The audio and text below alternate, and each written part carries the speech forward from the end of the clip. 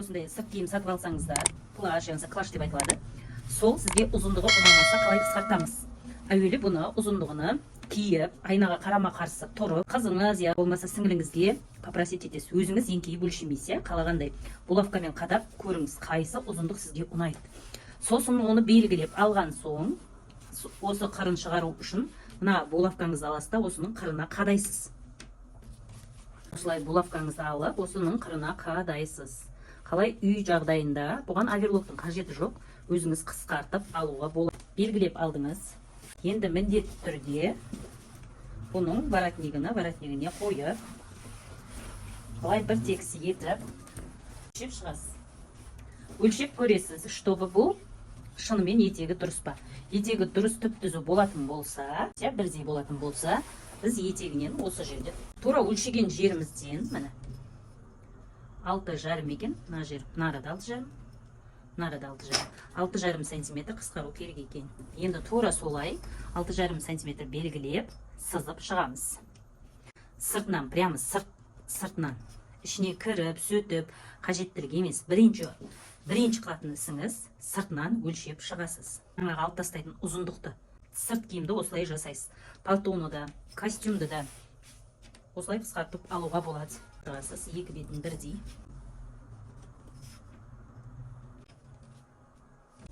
Осылай сыртынан өлшеп сызып аласыз. Сосын любой цветте жіп өткізіп аласыз. Кейін сөтіп тастауға ыңғайлы болу үшін мына басыны, мынаның бас жағын сөтіп аламыз. Басыны осы жерін сөтіп аласыз. Қолда тігілмеген декоративный машинкада тігілетін тігіз. Бір қабат, екі қабаттап отырмай қойың, бір қабат жіпті өткізесіз да. Осы сызықты былай ашасыз да, мына. Мына жағына тиген жоқ біз, былай.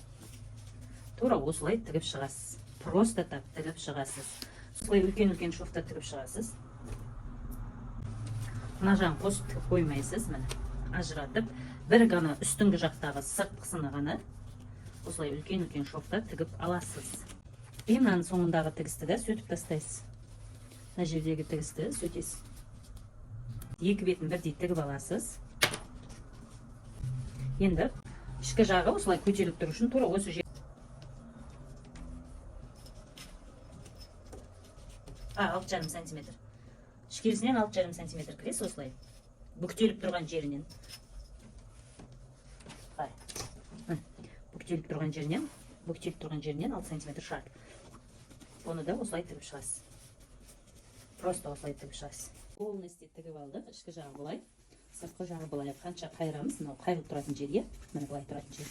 Полностью 6,5 қылып өлшеп, белгілеп, сызып, қолда тігіп алдық. Енді самый главный үтіктеп сындырып аласыз. Тура осы жерін үтіктеп сындырып аласыз. Қиюға, басқа нәрсе қылуға асықпаңыз. Міне паровой утюгпен үтіктейміз. Үйіңіздегі үтігіңіз жақсы болу керек. Күйдіріп алмаңыз. Міндетті түрде үстіне хп шық матасын қойып үтіктесеңіз болады. Марлен не советую. Марлен мүлдем қолданбаңыз. Негізі марленнің несі тоқылған сызықтары өте қатты түсіп қалады. Қалай бар, солай үтіктеп сындырып шығасыз. Ішіндегісін тоже.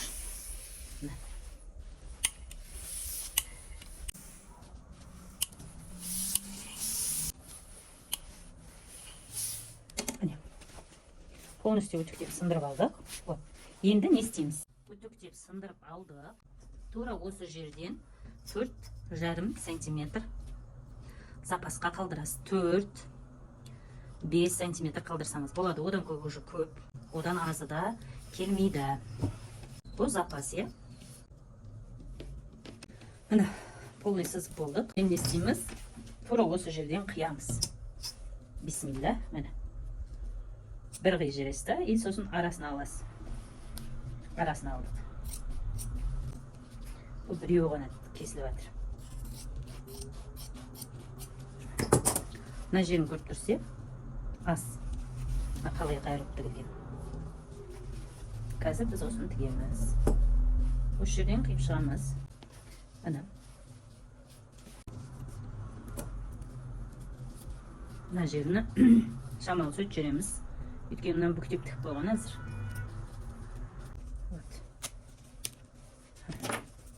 Мынаны сөйтіп алып тастадық, кесіп. мына бетімді тура солай кесіп тастайсың жерге дейін. Енді мына бетін қалай кесеміз, мына бетін былай қоясыз да, міне. Подкладын қалай қоясыз? Мына тігісі тұр ғой өзін. Тура осы жерге қойып шығасыз да, мына осы сөйтіп алып. Міне. Еліңізді аласыз да, міне. Асты бүктеліп қалмасын, иә? Осылай түп-түзу қылып қоясыз. Кесіп алдық, дайын болды, міне асты. Теп-текіс қылып қоясыз да, осы жерден белгілеп шығасың.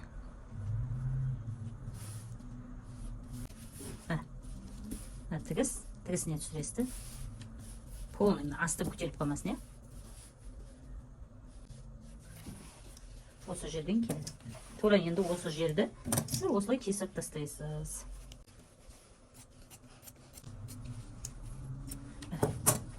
Кесіп тастадық. Енді қолда тіккеніңізді алып тастайсыз. Тазалап тастадыңыз, иә? Енді қайтесіз? Мына мен мынаны бірлестіріп тігесіз былай. Біріншіден мына жерлерді закрепка жасап, аламыз. И сосын қалай тігетінімізді көрсететін боламын. Заправить етіп алдым машинканы өзінің түсінде, өзінің цветінде. Бұйым қысқартпас, тура сол цветте болу керек. Егер бұл драптан зат болса, міндетті түрде мына жерге дублерин жабыстырасыз, міндетті түрде. Мына қайырылғаннан 1,5-1 сантиметр шаптыру керек дублериніңіз. Анан соң былай жабыстырып, үші былай үтіктеп жабыстырып жүрсеңіз болады, иә? Енді закрепка жасаймыз. Міндетті түрде закрепкасыз істемеңіз, закрепка міндетті түрде керек. Бисмилля. Барлық тігістерін закрепка жасап аламыз. Астарында, үстінде міндетті түрде закрепка жасаймыз. Енді қалай жасаймыз? Енді мына балақты, мына екінші балақтың арасынан шығарамыз.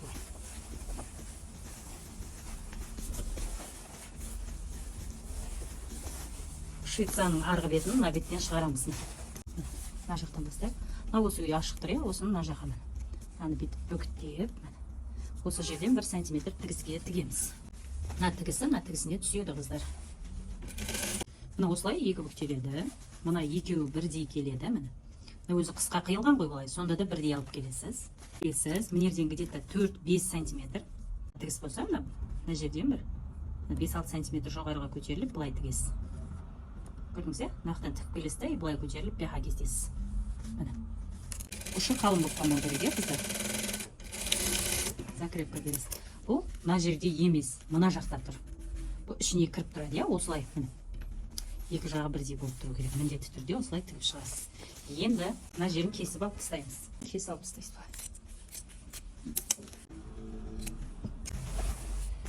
Осы тұрған жерде мынаны былай қайырасыз. Өзінің тігісі бар ғой. Тура сол жерден екі бүктейсіз да, мына. Нарада закрепка бересіз машинкада. Мынау тігісін ұстайсыз, мына тігісіне түсу керек. Осы жерде мына тігістен өтіп кетпейсіз, мына жерге закрепка жасайсыз. Енді тігіп шықтық. Енді тура осыны былай қайырасыз. Мынау тұрған мынау. Жаңағы қайырылған осы жерді осылай бүктейсіз да, міне. Мынаның қара бар ғой бүктелген жер. Осыны осылай бүктеген кезде мынауыңыз ішіне кіріп кету керек. Мына бүктелген жерінен ұстап бүктейсіз. Тура сол бүктелген жер болу керек. Мынау өзі қысқа келте болып қалды ішінде. Осыны тура осы жерден осылай тігіп шығасыз. Өзі алдыңғы орнымен тігесіз. Бірдей қалап тігіп алдым. Ішіндегі қысқа болып қалып кетті, ішінде қысқа болып қалады. Енді бұны аударып көреміз. Мына бетіне өткіземіз. Екі соңында қолда тігіп шығатын боламыз. Енді осы жермен мына тігісті тігіп қоясыз.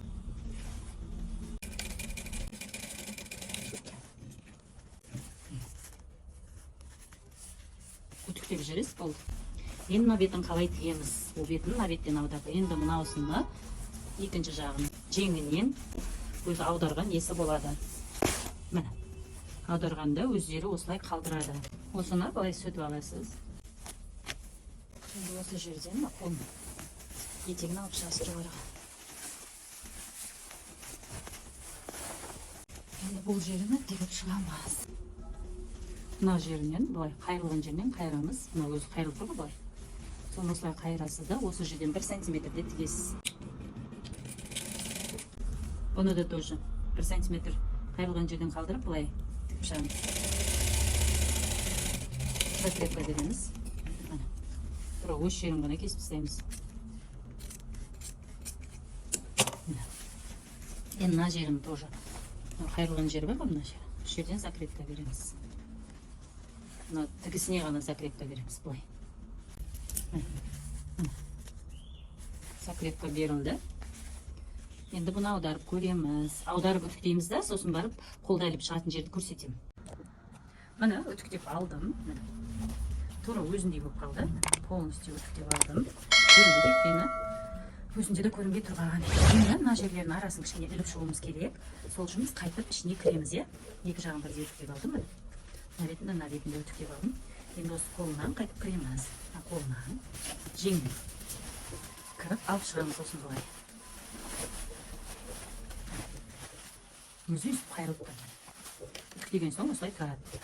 Енді до конца бармай-ақ қойыңыз. Примерно мына аралықтардан осы жерлерден іліп бара келсеңіз болады. Бисер тігетін ине бар ғой, сондай инені аласыз. Бір қабат, екі қабат емес, бір қабаттан өзіне подсет жіпті аласыз. Подсет жібіңіз болмаса, лескамен тіксеңіз де болады. Тонкий леска или бутурман деген жіппен тіксеңіз. Кішкене аласыз. Тартпайсыз, мүлдем тартуға болмайды.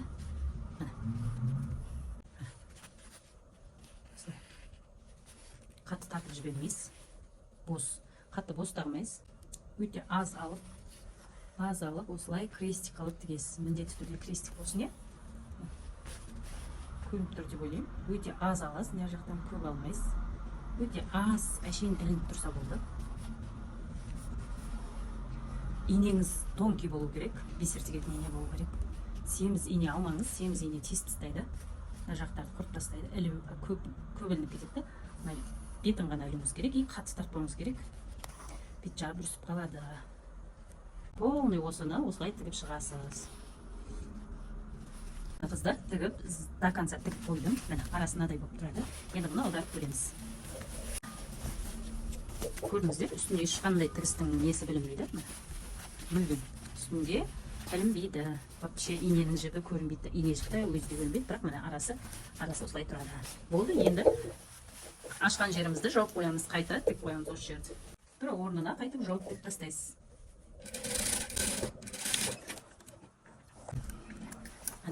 Қайтып орнын тікті.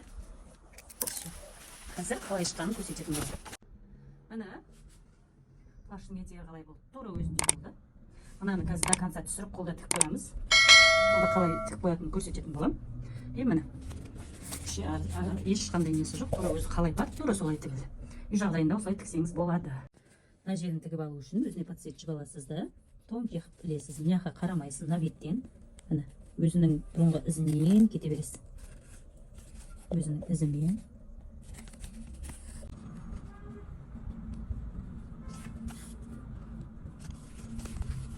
Міне осылай до конца тігіп шығасыз. Осыны мына аралыққа алып кіресіз де, екеуінің арасына алып кіріп, осы жерге закрепка жасайсыз. Осы жерден закрепка жасап қоясыз. Астар жағынан. Дайын, бөліп көрсетесіз. Өзіндей болып қалды.